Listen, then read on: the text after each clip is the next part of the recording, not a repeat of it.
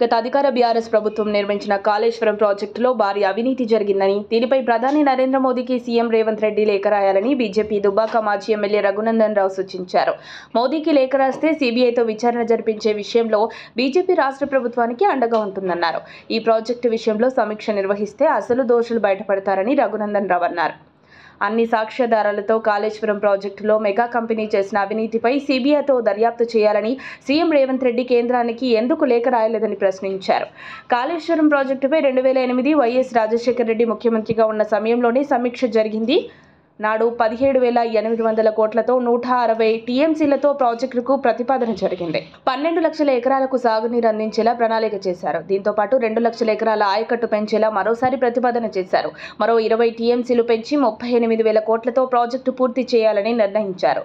Project పనుల కోసం గుత్తేదారులకు 11,000 కోట్లు చెల్లింపులు జరిగాయని రఘునందన్ రావు వివరించారు.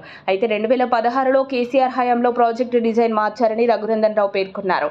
63,000 కోట్లతో ప్రాజెక్టు డిపిఆర్ కు ప్రతిపాదనలు పెట్టారని మాజీ ఎమ్మెల్యే రఘునందన్ రావు ఆరోపించారు. తర్వాత ప్రాజెక్టు వ్యయాన్ని 80,000 కోట్లకు పెంచారని పేర్కొన్నారు. అనంతరం రాష్ట్ర ప్రభుత్వం మరోసారి ప్రాజెక్టు వ్యయాన్ని 1.05 కోట్లకు పెంచిందని రఘునందన్ రావు పేర్కొన్నారు. కాళేశ్వరం ప్రాజెక్టు నిర్మాణంపై ప్రస్తుత కాంగ్రెస్ ప్రభుత్వం విచారణ చేపించాలని సీఎం రేవంత్ రెడ్డిని రఘునందన్ రావు కోరారు.